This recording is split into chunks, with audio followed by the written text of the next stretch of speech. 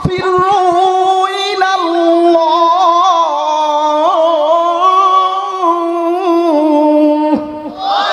বান্দা আল্লাহর দিকে ফিরিয়ে আয়। একদিন তো বান্দা আসতেই হবে সোজা হওয়ার পর। একদিন তোমারই নাম মসজিদে হবে এলান।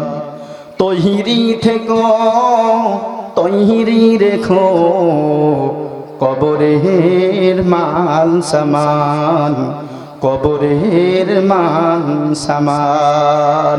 একটু ভাবেন, আল্লাহ আপনাকে যত নিয়ামত দিয়েছেন সেই হিসাবে আল্লাহর ইবাদত আপনি কতটুকু করতেছেন, একটু ভাবা দরকার আছে কি নাই? আল্লাহ পাক বিশ্বনবীর উপর কুরআনুল কারীম নাজিল করলেন। মানবতার কান্ডারি রহমতের নবী আল্লাহর পয়গম্বরের উপর যেই কোরআন নাজিল করলেন, এই কোরআন কষ্টের জন্য নাজিল করে নাই রে মুসলমান। এ মুসলমান, একটা যুবক উঠবা না যুবক, হায়াতের মালিক কে? মৃত্যুর মালিক কে? ও যুবক, বহু গুনাহ করেছো, আজকে যদি আল্লাহ ইচ্ছা করে তোমার সব গুনাহ ডিলিট করিয়া দিবে। ও যুবক, চোখের পানি ফালাও, আল্লাহর কাছে তওবা করো। আল্লাহ ইচ্ছা করলে তোমার সব শিরকি গুনাহ, তোমার কবিরা গুনাহ, সগীরা গুনাহ ক্ষমা করিয়া তোমার শরীরের রোগ ব্যাধি দূর করে দিবে। আজকে মাওলার জন্য সকলে 2টা ঘন্টা সময় দিয়া যাও, আল্লাহ কবুল মঞ্জুর করেন। আল্লাহ পাক নবীকে বলতেছেন, নবীজি ওয়াজাদাকা দাল্লান ফাহাদা ওয়াজাদাকা আইলান ফাআগনা।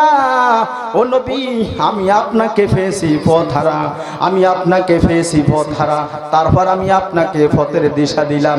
আমি আপনাকে পেয়েছি নিঃস্ব, তারপর আমি আপনাকে ধনী বানাইলাম। ও নবী, আপনি কষ্ট পান সেটা আমি চাই না। প্রথম যখন কোরআনুল কারীম নাজিল হইতো তখন আল্লাহ রাসূল রাতের বেলা দাঁড়ায় তাহাজ্জুদ নামাজে দাঁড়ায় কোরআন পড়তো, দিনের বেলা মানুষকে দাওয়াত দিত। দাওয়াত দেওয়া হলো মখলুকের সাথে সম্পর্ক, আর ইবাদত করা হইল মালিকের সঙ্গে সম্পর্ক। আল্লাহ রাসূল দাওয়াতও দিছে, মখলুকের সাথে সম্পর্ক রেখেছেন। আল্লাহ রাসূল তাহাজ্জুদ নামাজে দাঁড়ায় গেছেন, গভীর রাত যখন হইল, এটা আল্লাহর সাথে সম্পর্ক হয়ে গেল। আল্লাহ পাকের নবী যখন নামাজের ভিতরে দাঁড়ায়া তাহাজ্জুদ নামাজে কোরআন পড়তে পড়তে বহু সময় দাঁড়ায়া থাকতেন, পা মুবারক ফুলিয়া যাইত। তখন কাফের মুশরিক বেঈমানেরা বললেন, কি কোরআন নাজিল হইল, দিনের বেলাও শান্তি নাই, রাতের বেলাও শান্তি নাই। আল্লাহ রাসূল মনে কষ্ট পাইতেন। আল্লাহ রাসূলকে আল্লাহ ডাক দিয়া বললেন, তাহা মা আনসালনা আলাইকাল কুরআনা লিতাশকা।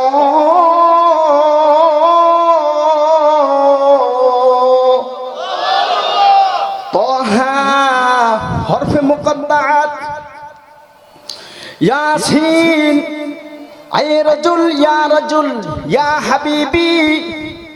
আল্লাহ পাক নবীকে বললেন, মানসালনা আলাইকাল কুরআনা লিতাশকা। নবী, আমি আপনার উপর কোরআন কষ্টের জন্য নাজিল করি নাই গো নবী। আপনি কষ্ট করবেন, ফাইজা ফারাগতা ফানসাব ইলা রাব্বিকা ফারগাব। যখন আপনি ফারেগ হন তখন আপনি নফল ইবাদতে দাঁড়ান, সম্ভাবনার ভিতরে নফল ইবাদতে দাঁড়ান। এমন পুরার মুসলমান একটা কথা বলে যায়, সারা রাত নফল ইবাদত পড়া লাগবে না।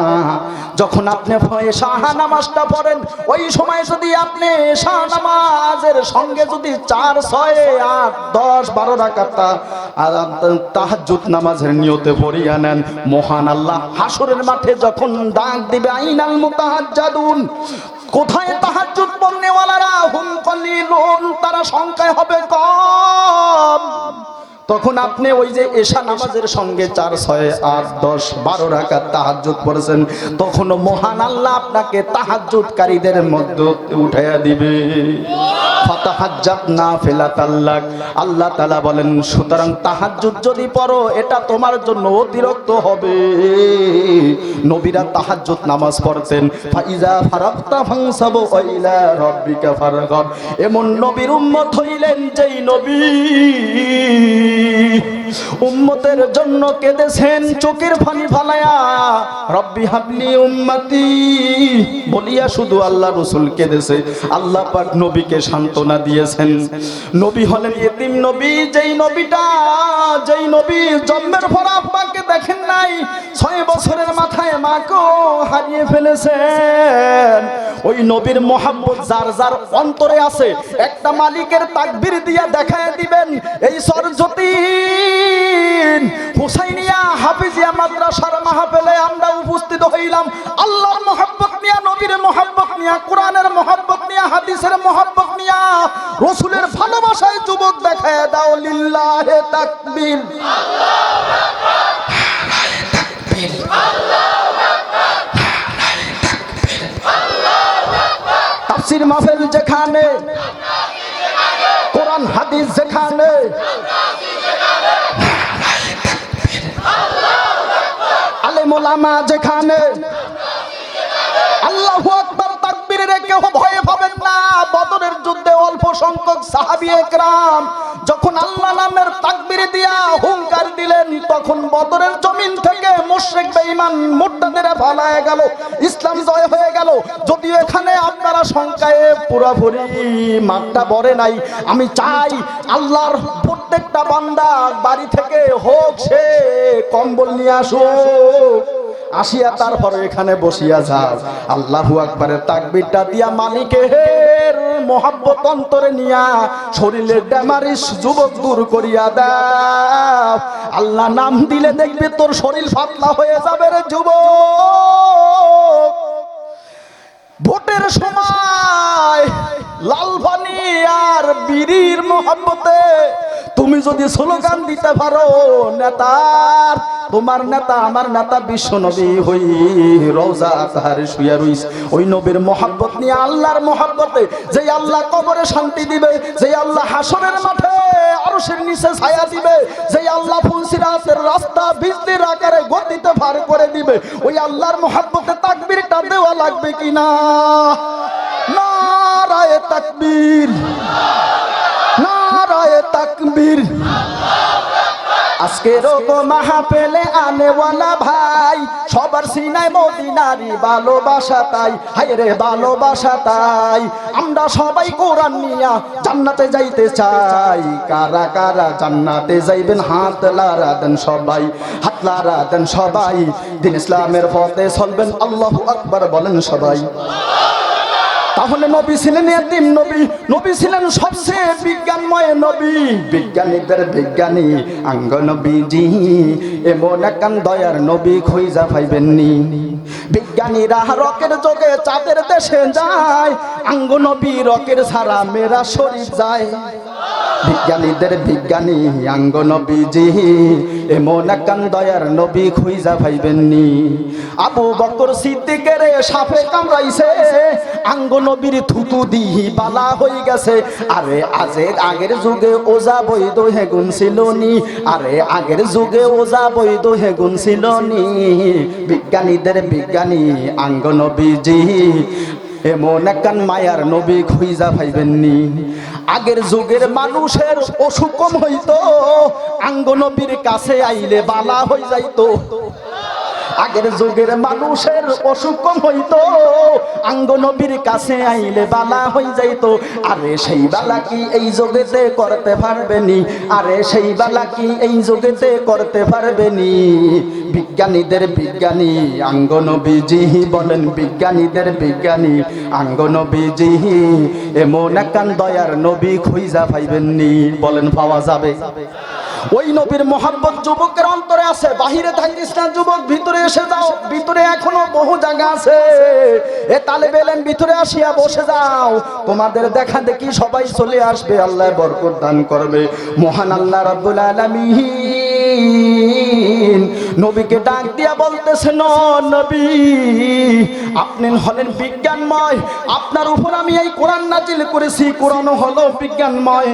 যারা কোরআনের সাথে মিলবেন তাদের সম্মান বাড়াইবে কে? একটু জোরে বলবেন, কোরআনের সম্মানের কারণে, কোরআনওয়ালার মহব্বতে বাড়াইবে সম্মান কে? এই আপনাদের বাড়ির কাছে মান্দার গাছ, তুলা গাছ, এই তুলা গাছের বেশি দাম নাই, মান্দার গাছের বেশি দাম নাই, কিন্তু যখন ফারিয়া সিরিয়া ওই তুলা গাছের কাঠ দিয়া যখন রেল বানায়া কোরআন শরীফের চেয়ার বানায়া দেয়, যদিও কোনো কারণে রেলটা পায়ের সঙ্গে লাগে, কম দামি কাঠের ভিতরে সাথে সাথে সুমা লাগাইয়া দেয়। এই সুমাটা কেন লাগাইলো? কোরআনের মহব্বতের কারণে লাগাইলো। শরীরের পাঞ্জাবির সঙ্গে যদি পা লাগে, পাঞ্জাবিরে সুমা দেয় না, কিন্তু যখন কোরআনের জুজদান 30 টাকা গজের কাপড়, ওই কাপড় যদি পায়ের সঙ্গে লেগে যায় তখন সাথে সাথে সুমা দেয়। এটা কোরআনের সম্মানের কারণে ওই জুজদানের সুমা দিতেছে। ও মা, ও বোনেরা, ঘরে কোরআন আছে ধরেন না, রমজান মাস হইলে খতম আর খতম, হুজুরে খতমের বক্সিয়া দিতে দিতে হরান হয়ে যায়, কথা কয় না। আর রমজান ছাড়া কোনো মা কোরআন পড়তে চায় না। এই কোরআন তো আল্লাহ দিছে মানব জীবনের গাইড হিসাবে, আর বর্তমানে কোরআন হয়ে গেছে তাবিজের বই, কথা ঠিক কিনা? তাবিজের বই এক হুজুরেরা কোরআনকে বানাইলো। আমি আপনার কাছে একটা প্রশ্ন রাখতে চাই, কোরআন কি তাবিজের বই না? কোরআন মানব জাতির জন্য জান্নাতে যাওয়ার গাইড, জোরে বলেন, কথা ঠিক কিনা? আল্লাহ রাসূল মুহাম্মদুর রাসূলুল্লাহ সাল্লাল্লাহু আলাইহি ওয়াসাল্লাম ইহুদিরা জাদু করেছিলেন। আল্লাহ রাসূল 6 মাস ধরে অসুস্থ পড়িয়া রইল। আল্লাহ রাসূল 6 মাস ধরে অসুস্থ, ইহুদিরা জাদু করেছে। ইহুদি লবিত আল্লাহ রাসূল বিছনায় শায়িত, 2 জন ফেরেশতা আগমন করলেন। মাথার কাছে একজন, পায়ের কাছে একজন, একজন আরেকজনকে জিজ্ঞাসা করলেন, নবীর কি হয়েছে? 6 মাস ধরে অসুস্থ। বললেন, নবীকে জাদু করেছে, সেহরে করেছে, নষ্ট করেছে। বললেন, কে করেছে? ইহুদি লবিত। বললেন, কিভাবে করেছে? আল্লাহ রাসূলের চিরুনি থেকে চুল নিয়া জাদুর মন্ত্র ভরিয়া সেখানে যখন ফু দিল, আল্লাহ রাসূলের ভিতরে জাদুর ক্রিয়া শুরু হয়ে গেল, অসুস্থ হয়ে যাইতেছে। এখন কিভাবে আল্লাহ রাসূল সুস্থ হবে? বলতেছেন, আল্লাহ রাসূলকে সুস্থ করার জন্য জারওয়ান নামে কুফের ভিতরে জাদুর চুল ফাটা দিয়া ঢেকে রেখেছে। যদি সেখানে কূপ সেচন করিয়া আল্লাহ রাসূলের চুল উঠায়া গিরগুলা ছুটায়া সূরা ফালাক এবং সূরা নাস তেলাওয়াত করিয়া ফু দেয়, তাহলে মহান আল্লাহ তাআলা নবীকে জাদুর ক্রিয়া থেকে সুস্থ করে দিবে। লিল্লাহে তাকবীর, লিল্লাহে তাকবীর। আল্লাহ রাসূল সাহাবায়ে কিরামকে সকালবেলা আয়েশাকে ডাক দিয়া বললেন, আয়েশা, সাহাবীদেরকে নিয়ে চলো, জারওয়ান কুফের কাছে যাই। আল্লাহ রাসূলের সঙ্গে সাহাবায়ে কিরাম জারওয়ান কুফের কাছে গেলেন। কূপ সেচন করিয়া সেখানে পাটার নিচে দেখে আল্লাহ রাসূলের চুল মোবারক। ওই চুল উঠায় দেখে 11টা গিট্টা দেওয়া। আল্লাহ রাসূলকে যেইভাবে ফেরেশতারা বললেন স্বপ্নের ভিতরে, আল্লাহ রাসূল সেইভাবে গিটগুলা ছুটাইয়া দিলেন। আর সূরা ফালাক এবং সূরা নাস তেলাওয়াত করলেন। সাথে সাথে আল্লাহ রাসূল বলতেছে, আমার শরীর থেকে যেন কি একটা ভার জিনিস উড়িয়া যাইতেছে।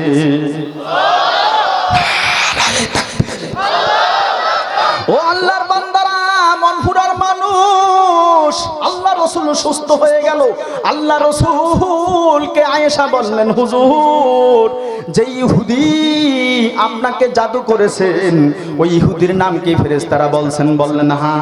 বললেন, আপনি সাহাবাদেরকে কেন বললেন না? বললেন, এই কারণে বলি নাই যে ইহুদিরা আমাকে কষ্ট দিল। আল্লাহ রাসূল বললেন, আমি নিজের ব্যাপারে অন্য কারো থেকে প্রতিশোধ নিব না। আল্লাহু আকবার। সাহাবীরা অবশ্যই তার প্রতিশোধ নিত। আমি নবী তাদের থেকে প্রতিশোধ নিতে পারি না, কারণ এটা আমার নিজের কষ্ট গেছে। তিনি এমন একজন নবী, যেই নবীর সাহাবীরা নবীকে সবচেয়ে বেশি মহব্বত করতেন। হযরতে আবু বকর রাদিয়াল্লাহু আনহু নবীকে মহব্বত করিয়া বললেন, নবীজি, আমার সব সম্পদ আপনার জন্য দান করিয়া দিছি। আল্লাহ রাসূল সব সম্পদ আল্লাহর হস্তে দান করিয়া দিলেন। ও আল্লাহর গোলাম, মদিনাতুল মুনাওয়ারা এমন একটা শহর, যেই শহরে আপনার আমার নবী ঘুমায়। নবীর মহব্বত যাদের অন্তরে আছে, একটা লোক লড়াছড়া করবেন না, উঠবেন না। আমি আগে জানতে চাই নবীর মহব্বত অন্তরে আছে কিনা, একটু হাতটা নাড়া দেন। লিল্লাহে তাকবীর।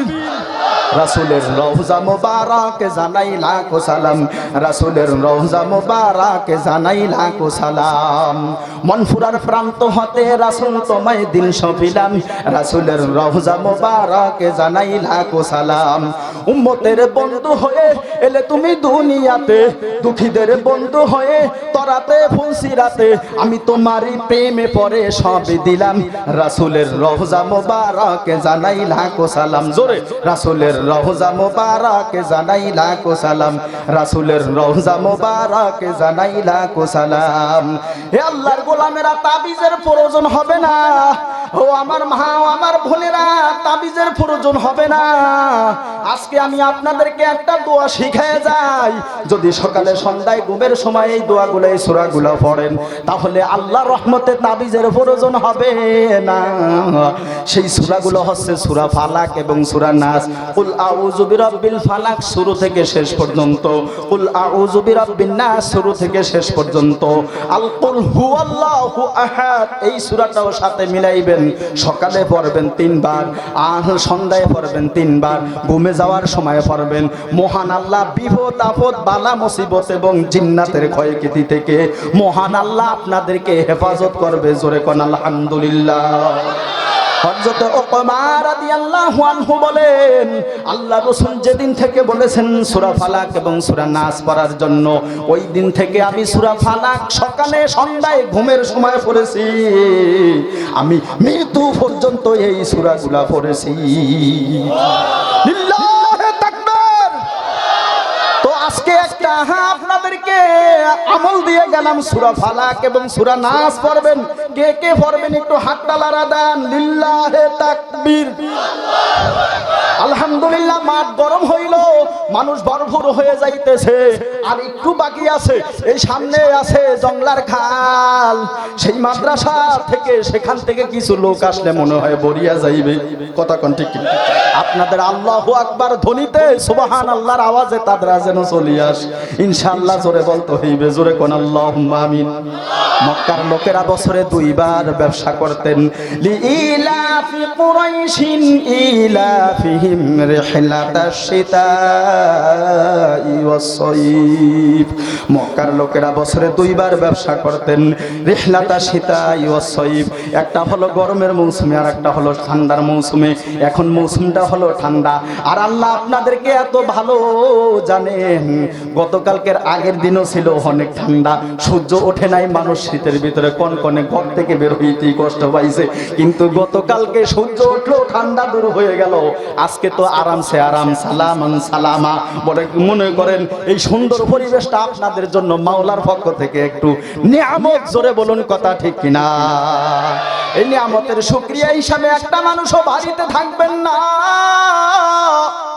প্রথমেই বান্দার ওয়াজ শুনলো, স্ত্রী স্বামীকে বলল, ও স্বামী গো, আমার মন চায় আমিও যে সেখানে ওয়াজ শুনি। কারণ ঘরের ভিতরে থাকলে মহিলারা কিন্তু আন্তরিক দিয়া কথা শুনতে পারে না, বাচ্চারা কান দিয়া দেয়। বাচ্চারা আসিয়া খানা চায়, কিন্তু ওয়াজ মাহফিলে আসিয়া একটা প্যান্ডেলের ভিতরে ঢুকিয়া যদি মন লাগায় ওয়াজ শুনে, তাহলে ধীর স্থির ভাবে ওয়াজটা শুনতে পারে। স্ত্রী স্বামীকে বললেন, ও স্বামী চলো আমি ওয়াজে যাই। স্বামী স্ত্রী 2 জন ওয়াজে চলে আসলো। স্বামী এলো প্যান্ডেলের ভিতরে, স্ত্রী গেল এক বাসায় ওয়াজ শুনতেছে। সেখানে প্যান্ডেল ছিল, এর ভিতরে চোর বলতেছে, কিরে ঘর তো খোলা পাইছে, ঘরে কেউ নাই, ভালো কিছু ঘরের ভিতরে আছে।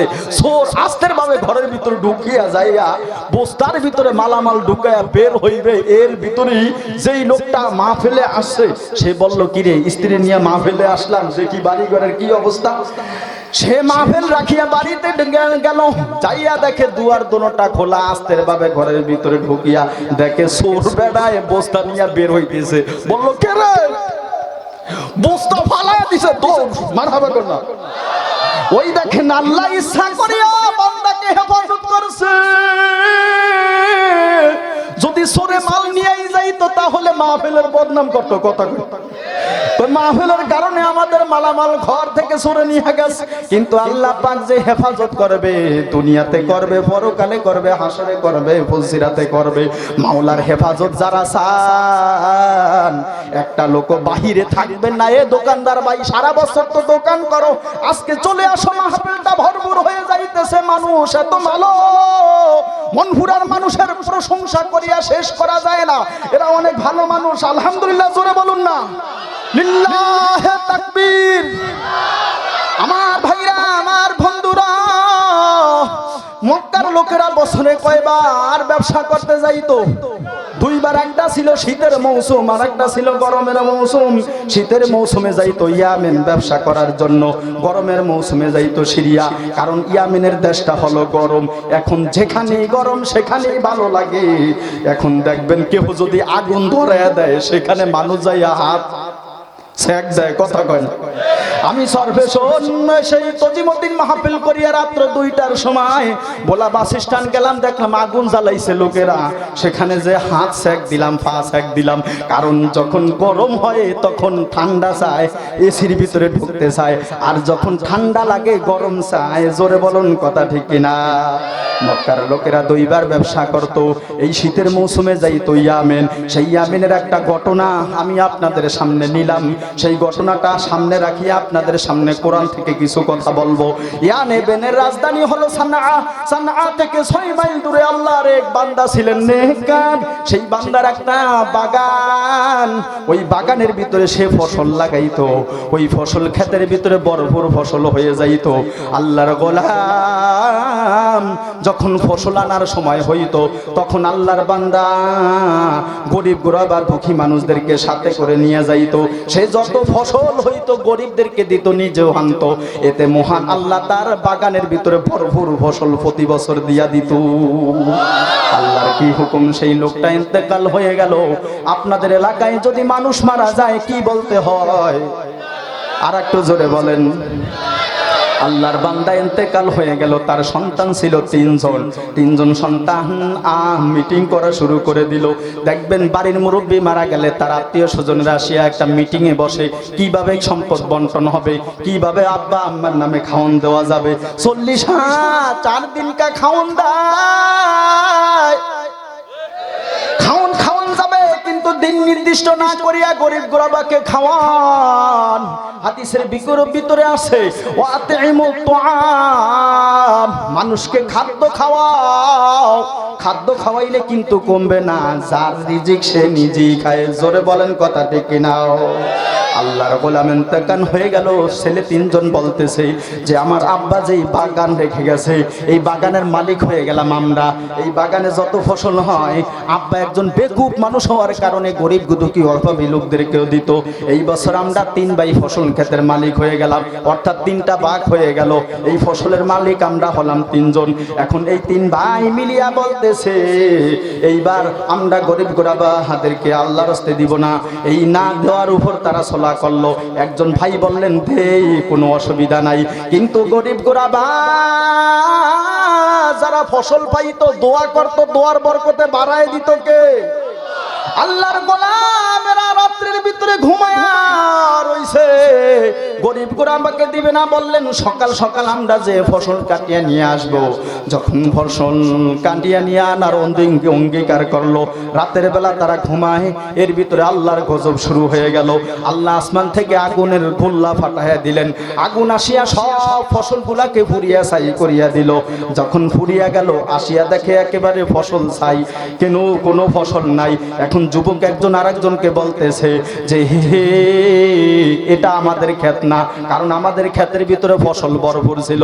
এখন যুবকের একজন আরেকজনকে বলে, কিন্তু দিক নির্দেশনা ফিলার সীমানা দেখিয়া বলতেছে এটাই হলো আমাদের ক্ষেত।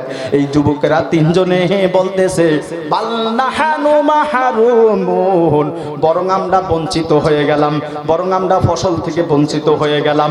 যদি যুবকেরা এই নিয়ত না করিয়া বলতো সম্পদের মালিক বানায় আল্লাহ, আব্বা যেমন দান খয়রাত করছে আমরাও তেমনি ভাবে দান খয়রাত করব, তাহলে ওই যুবকদের ফসলের ক্ষয়ক্ষতি হইতো না।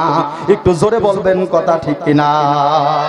আমার যুবক বন্ধুরা, ওই যুবকেরা এখন ক্ষেতের কাছে আসিয়া বলতেছে বাল নাহনু মাহরুমুন, আমরা বঞ্চিত হয়ে গেলাম। দেখেন মানুষের কিন্তু অভাব হয়, আবার সুখ হয়, দুঃখ হয়, দুইটা মানুষের সঙ্গে লাগিয়েই থাকে। মদিনাতুল মুনাওয়ারায় এক সময় অভাব দেখা দিল, দুর্ভিক্ষ দেখা দিল, খাদ্য নাই। মদিনার মানুষেরা খাদ্য না থাকার কারণে সব মানুষগুলো হযরতে আবু বকর রাদিয়াল্লাহু আনহুর কাছে আসিয়া বললেন, আবু বকর, এই মদিনাতুল মুনাওয়ারায় অভাব দেখা দিল, আপনি আল্লাহর কাছে দোয়া করেন। আল্লাহর রাসূলের আপনি সাহাবী, যদি আল্লাহর কাছে দোয়া করেন মহান আল্লাহ অভাব অনটন দূর করে দিতে পারে। হযরতে আবু বকর রাদিয়াল্লাহু আনহু বললেন যে আমরা দোয়া করব, আগামী কালকে সকালে আমরা আল্লাহর কাছে দোয়া করব। ও ওই চাঁদপুর উজানি মাদ্রাসার কারি ইব্রাহিম রাহমাতুল্লাহ আলাইহির কাছে লোকেরা আসিয়া বললেন, হুজুর বৃষ্টি হয় না, বৃষ্টি না হওয়ার কারণে আপনি একটু দোয়া করেন। বললেন আমার সঙ্গে আল্লাহর সঙ্গে সম্পর্কটা কয়েকদিন ধরিয়া বিচ্ছিন্ন হয়ে গেল। খাদেমকে ডাক দিয়া বলল, তুমি আমার এই গামছাটা ধুইয়া নিয়ে আসো। গামছাটা যখন পানিতে ভিজায়া নিয়ে হুজুরের কাছে দিল, হুজুরে গামছাটা নিয়ে এইভাবে রোদ দিয়া রাখলো। যখন এইভাবে রেখে দিল, কিছুক্ষণের ভিতরে আল্লাহর রহমতে টপ টপ করিয়া আসমান থেকে বৃষ্টি পড়া শুরু হয়ে গেল। লিল্লাহে তাকবীর। আল্লাহর বন্ধুরা মন খারাপ করিয়েন না, এই মাদ্রাসা এখানে থাকা রহমত, নদীতে ভাঙবে না। আমি বলে গেলাম, গতকালকে চোখের পানি ফলায় আপনাদেরকে নিয়ে দোয়া করলাম, আজকে নদীর পাড়ে গেলাম, আমার মনে হয় নদীতে জায়গা ভেঙ্গে নিবে না। এই কোরআনের মাদ্রাসার কারণে, এই কোরআনের মাদ্রাসার কারণে, জোরে বলুন কথা ঠিক কিনা? আল্লাহ হেফাজত করবে, আল্লাহ রক্ষা করবে কোরআনের মাদ্রাসার। হযরতে আবু বকর রাদিয়াল্লাহু আনহু বললেন, আগামী কালকে আমরা সবাই একত্রিত হয়ে যাব, আমরা সবাই আল্লাহর কাছে দোয়া করব। হযরত আবু বকর রাদিয়াল্লাহু আনহু সকালবেলা সকলকে নিয়ে দোয়া করবে। সকাল যখন হলো, হযরতে ওসমান রাদিয়াল্লাহু আনহু উঠের ভিতরে বহু খাদ্য সামগ্রী নিয়ে মদিনাতুল মুনাওয়ারায় আগমন করলেন। মানুষের কাছে সংবাদ পৌঁছিয়া গেল, ওসমান গনি রাদিয়াল্লাহু আনহু সম্পদ নিয়ে চলিয়ে আসলো। আল্লাহর নবীর সাহাবী আসার পর লোকেরা হযরত ওসমান রাদিয়াল্লাহু আনহুর কাছে গেলেন খানা তলব করার জন্য। হযরত ওসমান বললেন, ওসমান গনি রাদিয়াল্লাহু আনহু বললেন, মদিনাবাসী তোমরা কয় দিরহাম দিয়া এক ফালা খাদ্য নিতে পারবা? বললেন 1 দিরহাম দিয়া। বললেন 700 দিরহাম ছাড়া আমি এক পাল্লা খাদ্য দিব না। কেউই খাদ্য ক্রয় করতে পারলো না। হযরত ওসমান রাদিয়াল্লাহু আনহু বক্তৃতা দিয়ে বললেন, হে মদিনার বাসী, আমি সব খাদ্য তোমাদের জন্য আমার মালিকের জন্য দান করে দিলাম। সব মানুষে পাল্লা পাল্লা খাদ্য নিয়ে যায়। হযরত ওসমান রাদিয়াল্লাহু আনহুকে লোকেরা জিজ্ঞাসা করলেন, ওসমান, আপনি বলছেন 700 দিরহাম ছাড়া এক পাল্লা খাদ্য দিবেন না, এখন দেখি আপনি বিনামূল্যে সব খাদ্য বিতরণ করলেন। বললেন, আমি এই খাদ্যের বিনিময়ে মূল্য মহান আল্লাহর কাছ থেকে নিব। লিল্লাহে তাকবীর। ও দুনিয়ার মানুষ, 2 দিন পর আব্দুল্লাহ ইবনে আব্বাস রাদিয়াল্লাহু আনহুমা রাতের বেলা স্বপ্নে দেখতেছে আল্লাহ রাসূল যাইতেছে, আল্লাহ রাসূল যাইতেছে। পিছন দিক থেকে আব্দুল্লাহ ইবনে আব্বাস রাদিয়াল্লাহু আনহুমা নবীকে ডাক দিয়া বলতেছেন, নবীজি, বহুদিন পর আপনার দেখা পাইলাম। আল্লাহ রাসূলকে বললেন, হুজুর একটু দাঁড়ান। আল্লাহ রাসূল দাঁড়াইলেন। আব্দুল্লাহ ইবনে আব্বাস রাদিয়াল্লাহু আনহুমাকে বললেন, আমি বেশি সময় তোমার সঙ্গে দিতে পারবো না। বললেন, কেন? বললেন, 2 দিন আগে হযরত ওসমান এত দান খয়রাত মদিনাবাসীদের জন্য করলেন, মহান আল্লাহ খুশি হইয়া জান্নাতের ভিতরে তাদের জন্য ভরপুর নিয়ামত প্রস্তুত করে রেখেছে। আমি নবীকে যে বলতেছে, আল্লাহ, ও নবী মুহাম্মদ, ওসমান মদিনার দুর্ভিক্ষের সময় দান খয়রাত করার কারণে আমি খুশি হয়ে গেলাম। এই ওসমানের জন্য এত নাজ নিয়ামত জান্নাতের ভিতরে রেখে দিলাম। আপনি যাইয়া ওসমানের নাজ নিয়ামত গুলা জান্নাতে দেখে আসেন। ইল্লাহে তাকবীর। হযরত ওসমান রাদিয়াল্লাহু আনহুর দানে খুশি হইছেন কে? আরো জোরে। হযরত ওসমান রাদিয়াল্লাহু আনহু একজন দানশীল ছিলেন। হযরত আবু বকর রাদিয়াল্লাহু আনহু তবুকের যুদ্ধে সব সম্পদ দান করিয়া দিলেন। আল্লাহ রাসূলের একজন সাহাবীর নাম হলো সাদ রাদিয়াল্লাহু আনহু। এই সাদ রাদিয়াল্লাহু আনহু নবীকে আসিয়া বললেন, নবীজি আমার মার জন্য আমি কি সদকা করব? আল্লাহ রাসূল বললেন ফানি। সুবহানাল্লাহ। আল্লাহ রাসূল বললেন পানি দান করো। ওই সময় পানির বেশি প্রয়োজন ছিল, ওই সময় পানির বেশি প্রয়োজন ছিল।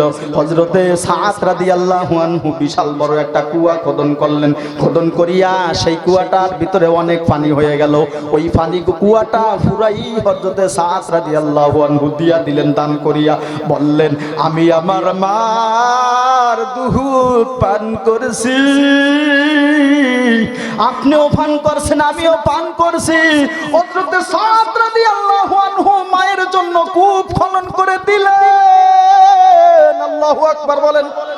সরফেশন হাজারি গাছ। আমি একটা মাহফিলে গেলাম, যখন এই কথাটা বললাম, মুরব্বী একটু উঠবেন না, আল্লাহর রাস্তায় উঠবেন না, আল্লাহর রাস্তায় উঠবেন না। আপনার প্রয়োজন হইলে এক আঙ্গুল দেখাইতে পারবেন যদি পেশাবের প্রয়োজন হয়, আর টয়লেটের প্রয়োজন হইলে 2 আঙ্গুল, বিড়ি টানার প্রয়োজন হইলে 3 আঙ্গুল দেখাইবেন। তবে এমনি কেউ উঠবেন না, উঠলে মাহফিলের সৌন্দর্য নষ্ট হয়, কোরআনের সঙ্গে বেয়াদবি হয়। জোরে বলুন কথা ঠিক কিনা? আপনার আমার মা পৃথিবীতে যখন ছিলেন তখন আপনার আমার কোনো টাকা ছিল না, পয়সা ছিল না, মায়ের সেবাও ঠিক মতো করতে পারি নাই। যেই মা বহু কষ্ট করে করিয়া গর্ভে ধারণ করেছেন, মা খাইতে বসেছেন, আমি যখন গর্ভের ভিতরে ছিলাম তখন আমি গর্ভের ভিতরে একটু লড়া দেওয়ার কারণে আপনারা মাহার মা পেটের ব্যথায় হাত দুয়া যাইয়া বিছনার ভিতরে শুয়া রইল। মা খানা খাইতে পারল না। গভীর রাত্রে আপনার আমার মা আপনাকে আমাকে পেটের ভিতরে রাখিয়া যখন ঘুম দিছে, তখন আমি আপনার আমার মায়ের পেটের ভিতরে একটু লড়া দেওয়ার কারণে মার ঘুম ভাঙিয়া গেল। বহু কষ্ট করি আপনার আমার মা আপনাকে আমাকে প্রসব বেদনা সহ্য করিয়া এই দুনিয়াতে ভূমিষ্ঠ করেছে। দেখবেন আব্বাও কিন্তু সাথে থাকে। আমি যখন মল ত্যাগ করলাম, পেশাব করিয়া দিলাম, তখন আব্বা এক ডাক ধরিয়া চলিয়া গেল। মা দুকুনি এই শীতের মৌসুমে সুন্দর করিয়া আপনাকে আমাকে দোয়া ফোসাইয়া সুন্দর পোশাক পরাইল। মা কিন করে নাই, এই মায়ের মতো আপন দুনিয়াতে কেহ নাই। মা আপনাকে আমাকে বহু কষ্ট করিয়া লালন পালন করলো, দুধ পান করাইলো বিনা মূল্যে। একটা সন্তান 2 থেকে 2.5 বছর ধরিয়া 2.5 মণ 80 মণ দুধ মার খায়। আপনিও খেয়েছেন, আমিও খেয়েছি। আল্লাহ না করুক আপনার আমার মা যখন অসুস্থ হয়ে গেছে, তখন খালা আসলেন, মামি আসলেন, ফুফু আসলেন দেখার জন্য। আসিয়া আপনার আমার খালা, মামা, ফুফি, মামি, ফুফি তাদের দুধের বোটাটা আপনার আমার মুখের ভিতরে যখন ঢুকাইয়া দিল, তখন আমি কিন্তু দুধ টানি না। কারণ কি, মায়ের দুধ যতক্ষণ পর্যন্ত আপনার আমার মুখের ভিতরে না আসবে ততক্ষণ পর্যন্ত আপনিও টানেন নাই, আমিও টানি নাই। মায়ের দুধটা যখন মুখের ভিতরে বাচ্চার ঢুকায়া দেয়, ডক ডক ডক ডক করিয়া মা দুধ সন্তান খাইতে থাকে। জোরে বলবেন কথা ঠিক কিনা? আপনিও খাইছেন, আমিও খাইছি। মায়ের দুধ যারা পান করছেন, আজকে মাকে হারায় এই মাহফিলের ভিতরে আসছেন, যেই সন্তান মা হারা হাতটা একটু দেখান হুজুর। আমার মা এই দুনিয়াতে নাই, মায়ের জন্য দোয়া করি। যার মা নাই হাতটা এইভাবে লাড়া দিয়া বলেন, আল্লাহ মায়ের দুধের দাম শোধ করতে পারবো না। মায়ের প্রিয় সন্তান যারা এখানে আসছেন, মাকে যারা মোহাব্বত করেন, তারা একটু বিসমিল্লাহ বলিয়া আল্লাহর নামের উপর বলেন, আল্লাহ মাকে বলতে পারি না, আমার মা অন্ধকার কবরে, আল্লাহ তুমি অন্ধকার কবরে সাজা দিও না। আল্লাহ মাকে মাফ করিয়া দেন, আব্বাকে মাফ করিয়া দেন। মায়ের দুধ যারা পান করছেন, ওই সন্তান যখন মা বৃদ্ধ সিম্বা দুনিয়ায় ছিল, আপনি আমি মায়ের খেদমত করতে পারি নাই। এখন মায়ের খেদমতের জন্য এই হাফিজি মাদ্রাসার একটা ঘর করার জন্য আমাকে হুজুরে বললেন যে হুজুর এখানে নদী কাছে যদি হাফজখানা শুরু করে দেয়, ভোর রাত্রে উঠি আমার সারা কোরআন তেলাওয়াত করবে, এই মাদ্রাসার বিটি ফলোট করা লাগবে, একটা হেফজখানার ঘরের প্রয়োজন। আল্লাহর বান্দাদেরকে বলিয়া দেখেন তারা মার নামে কিছু সহযোগিতা করে কিনা। মার প্রিয় যে একটা সন্তান দাঁড়ায়া বলবেন হুজুর আমি মায়ের জন্য এই মাদ্রাসার জন্য 10,000 টাকা দান করে গেলাম। আমার মা যখন দুনিয়াতে ছিল আমি মায়ের সেবা করতে পারি নাই, আব্বার সেবা করতে পারি নাই। হুজুর এখন আমার এই লক্ষ লক্ষ টাকার মালিক, কিন্তু মা দুনিয়াতে নাই, মায়ের জন্য আমি 10,000 টাকা এই হাফিজি মাদ্রাসায় দান করিয়া গেলাম। হোসাইনিয়া হাফিজি মাদ্রাসার ঘর করার জন্য কমপক্ষে 1 লক্ষ টাকার প্রয়োজন, একটা রুম করার জন্য। এমন কোন বান্দা আছেন দাঁড়ায় বলবেন যে হুজুর আমি 10,000 টাকা আশারায়ে মুবাশশারা 10 জন সাহাবীর উপর হযরতে আবু বকরের নামে একজন দাঁড়ায় বলেন হুজুর আমি 10,000 টাকা হাফিজি মাদ্রাসায় দান করলাম। আল্লাহ পাক বলেন ওয়ানফিকু মিম্মা রাযাকনাকুম মিন ক্বাবলি আইয়াতিয়া আহাদাকুমুল মাউত, তোমাদের মৃত্যু আসার আগে তোমরা দান সদকা করো, জানের সদকা, মালের সদকা, মা বাবার জন্য। মা অন্ধকার কবরে শুইয়া ঘুমায়, এখানে মায়ের প্রিয় সন্তান বহুই আছেন, মার জন্য আপনার জীবন পর্যন্ত বিলীন করে দিতেন যদি মা দুনিয়াতে বেঁচে থাকতো। এমন কোন সন্তান আছেন খুশি মনে দাঁড়ায় বলবেন হুজুর আমি আবু বকরের মতো সব সম্পদ দিতে পারবো না, তবে এখানে দাঁড়ায় আমি অঙ্গীকার করলাম হাফিজি মাদ্রাসার জন্য 10,000 টাকা আমি দান করিয়া গেলাম। কোরআনকে যারা মহব্বত করেন একটা লোক দাঁড়ায় বলেন হুজুর আমি 10,000 টাকা দান করব।